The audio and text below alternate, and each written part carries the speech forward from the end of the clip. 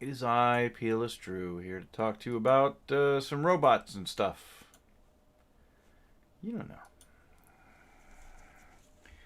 The subject of today's live stream is the most recent YouTube video for Studio Series 86 Hot Rod. An extremely well done figure, although, you know, back in the day you could get a figure this nice for $10, and now it's $30. It's basically a deluxe, but it's sold under the Voyager price point because it's a nicer deluxe than most deluxes these days. Although about similar in quality to deluxes of yesteryear. With the possible exception that they still didn't get away in this price point from the snapped-on wheels.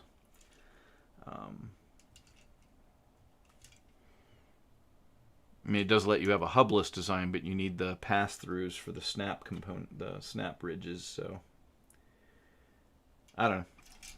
I don't like the snap-on wheels for the most part. I would prefer pinned wheels. It's a real clever design, really nicely executed, and doesn't have a bunch of hollow bits like, you know, most of the War for Cybertron style figures, or really anything since the year 2000. I don't know, when were we right in the middle of Transformers Prime? That's when everything went all hollow, but it's pretty good quality. The car looks pretty good. The fin might seem a little big, might be a little excessive. The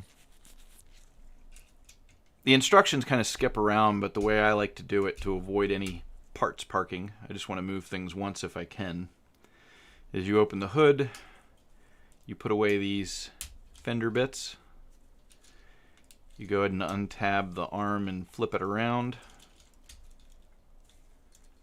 I do it later in the video, but you can go ahead and just take care of these doodads here. And then you can unpop the legs. You can bring this up, turn it around, fold it down, so you never have to touch it again. That's ideal transformation there, people.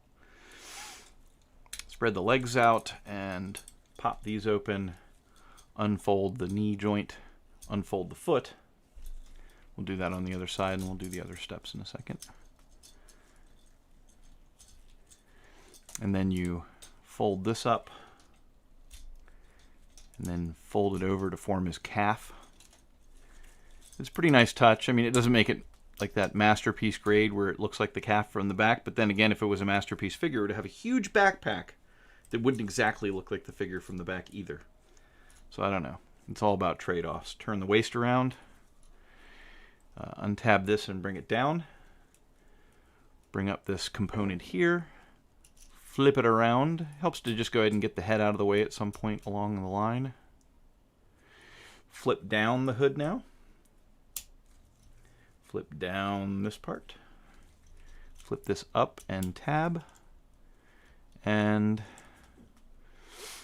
a mighty fine representation of Hot Rod. Bring the exposure down, well, 2 notches. Ooh, he looks all dark and mysterious now. He was just blooming out too much. But pretty good. There's like, on one side it was faulty, but there's like a ridge built into the plastic. And there's like you see that little yellow tab goes down into that groove. On this side, the arm was not too tight, so I could lift it up. I could get it to like a partway position. But on this side, I was having trouble. Like it would either be straight down or would go pop and be like at 45 degrees right away. So what I did is I just used a razor blade and shaved down that gray plastic a little bit so that the yellow tab slides a little more smoothly into that socket. It just made his arms a little more... I was able to do a little finer posing with the arms that way. But he's a handsome boy. He comes with a number of accessories. I didn't get to all of them in the video. Of course, he has... I left him downstairs, but he has little blue blast effects that let you look like he's shooting from his wrist lasers. This hand, you can flip it around and get the welding torch, which is nice. This hand, and this isn't at all part of the transformation design, so it's just extraneous. For some reason, this is being difficult. Why? Why would it be stuck? That's weird. Wow, it's like really stuck. Huh. Mysterious. Why can't I lift this? I mean, there's a hinge right there. Am I just... Good Lord. That is snapped in there. Let's get a spudger, boys and girls. For some reason, this thing does not want to go. There we go. So if this opens up, you can flip this around and it just reveals a peg. And you can take the circular saw and attach it to the peg. You can make the entire arm discombobulate when you miss the peg. Smart. So you can have a welding tool and a circular saw, like he did in the movie at some point, I think. You can flip up the head and flip out the visor, and then close the head back up, and he's got his sunglasses. So that's pretty cool. We can put his hands back out. There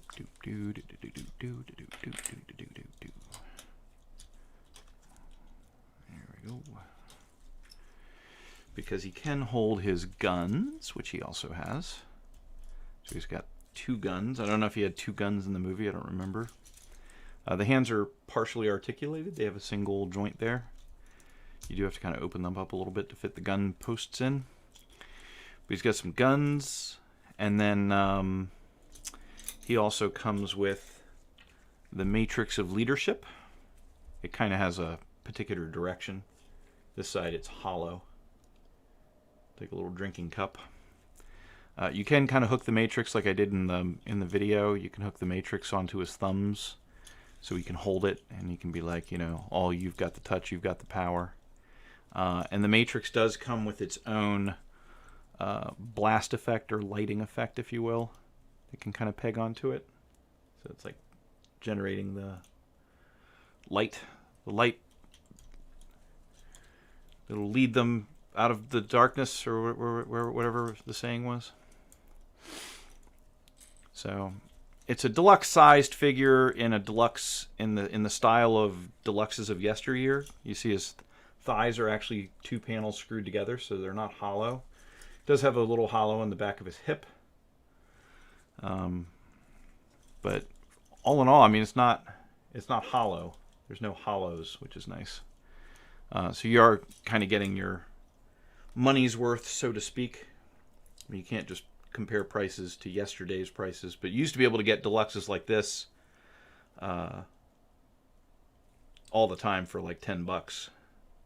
But these days you got to buy a Voyager to get a deluxe that's high quality. But I like it. I like the design enough. I thought it was elegant and I enjoyed it, so I figured I'd do a video of it. I was kind of racking my brain what to do a video of because I was between things. So today, right now at Locals, actually at Locals since Sunday, is my X-Transbots trailer monolith combiner. For $2, you can see that. And then what I'll be shooting this weekend for Locals will be, I picked up a Zeta Toys Pluto, which is their version of Thrust. I am missing the tail fins. I lost a tail fin. One came up missing, and rather than wait for parts that are completely ornamental, I'm just going to go ahead and shoot the thing. So it'll be missing its tail fins. And then this Sunday, I will be releasing to YouTube the monolith video. But if you want to see it now, and you got like a spare $2, you can go to plistrew.locals.com and check that out now.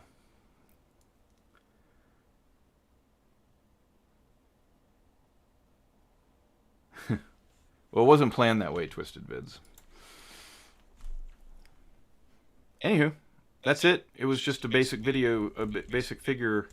Of course, this has been up at local since last Sunday and only on YouTube since this recent Sunday. I'm looking forward to discussing Monolith, the trailer, next week. It's a big, complicated thing. I don't know if it'll fit in my setup here very well, but I'll try to go over some of the points about getting things to tab together successfully. It can be quite challenging. The first time I transformed it, I was being really careful and also being distracted by a TV show, so it took me about 3 hours to work my way through it. You have to understand, when I transform something like that, I don't just follow the instructions all the way through. A lot of times I'll reverse directions so I understand and remember like how the part was situated.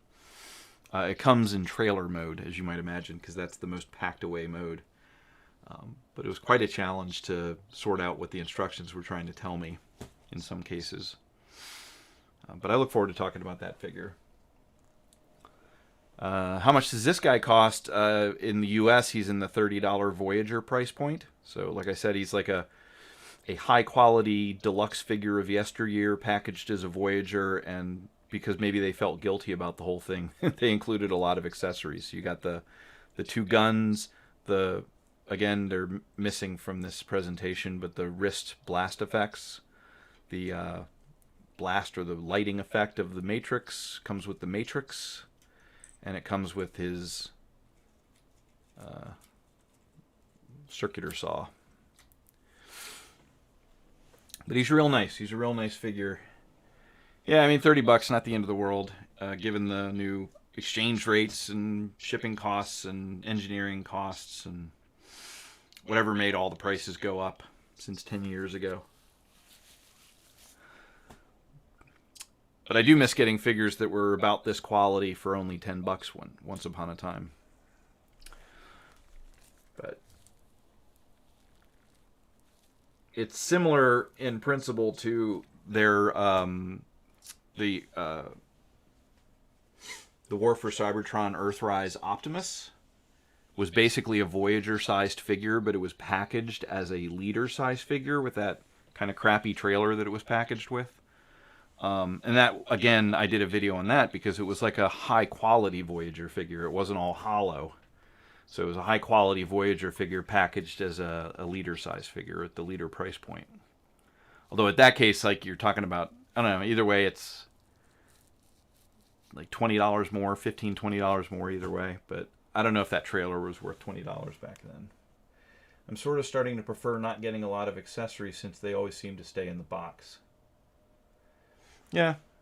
I like the accessories that come with him. I mean, he's very close, I think, in spirit to the Masterpiece approach. Because you get a nice array of accessories and, I mean, look at that profile. I mean, he does not have a backpack. But he does have a back of the calves, which isn't very aesthetic. But like I said, the Masterpiece figures don't look that great from behind because of the backpack in the first place. So, I don't know what they're getting. But he's got a nice profile. He hardly has any sort of backpack or anything. And in the process, they're switching out his chest with this faux chest, which is pretty. It allows the robot to look a lot more like the robot and lets the car look more like the car by having two different hoods. I mean, this is better than the MP. In a lot of ways, it is better than the MP Hot Rod. I think if you took this design, you could turn it into an MP style presentation. I mean, you'd have to accept the fact that the back of the calves would look funny, but I don't think that's a real deal breaker. There's a few things you could kind of upscale to make it MP. Of course, he'd have to be a little bit bigger to be MP. I could see someone doing like a KO oversized version of this design and making it almost MP. It would have to have more paint apps, like the legs should be painted instead of just a solid plastic, and you'd want a little more hand articulation than this has. But it's a real clean design. I really like it. It's very elegant, very clever. Good job, Hasbro. You think there'll be a studio series Rodimus Prime? It's possible. If they did that, I would like them to just have it transformed from the Winnebago to like Rodimus, kind of like the old DX9. What was his name? But DX9 did a figure that was, the whole Winnebago turned into the giant robot. Got the Transcraft Bumblebee today. Would be a worthy subject for a video. Hint, hint. Yeah, I kind of already got my Bumblebee. I don't like the way the Transcraft has the hinges exposed in vehicle mode so much. So I might pick that up if it goes on sale somewhere or if I get a good price, but I'm not angling for it particularly. I mean, it looks cool. It has some really clever transformation designs, but at the cost of the bug not really looking like a bug. I mean, whoever saw a Volkswagen Beetle with that many hinges sticking out of it? If you're gonna ride, Daniel, ride in style. Yeah. Daniel almost dies screwing around on his skateboard. And if I was a parent, I would not let my 8-year-old kid just hang around with a bunch of Transformers, but that's just me. Well, that's it, gang. Quick recap. Planning to shoot Pluto for Locals this Sunday. You'll see that next Sunday. Already at Locals is X-Transbot Monolith, and that will appear on YouTube on Sunday, and next Wednesday we'll be talking about Monolith. I've got other things in the pipeline. I'm trying to remember what I got. I mean, I completed payment for Mechanical Alliance Thunder Warrior, which was their version of Bumblebee movie Blitzwing. It was a little cheaper than Zeta, and I think they look roughly equivalent, so I picked that one. I did complete payment for the X-Transbots version of Cup. Hasn't shipped yet.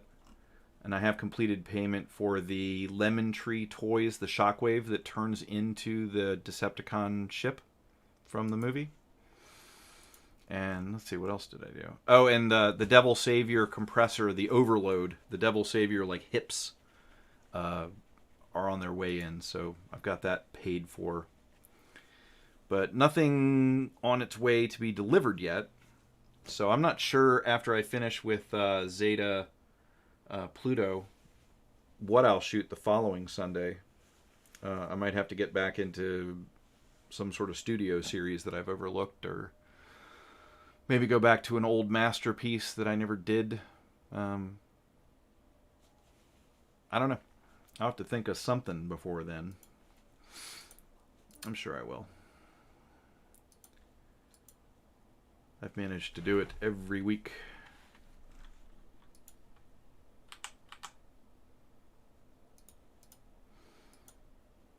Yep.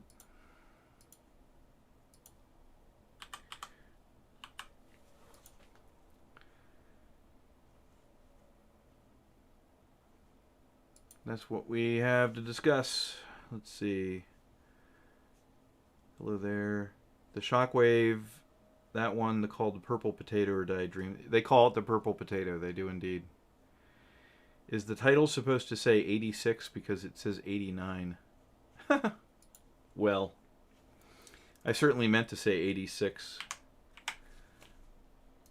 There we go. I fixed it. I don't know how that updates, but thank you for pointing that out. That would have annoyed me later. Better to do it now before it gets committed to the DVR function. Alright, gang. Well, that's it. Have a good day. Have a good weekend. If you're dying to see XTB Monolith, it's right over there on Locals. $2. $2 gets you a view and gets you a month's subscription. And that's it. Have a good weekend. Have a good life. I never have a good sign-off for this.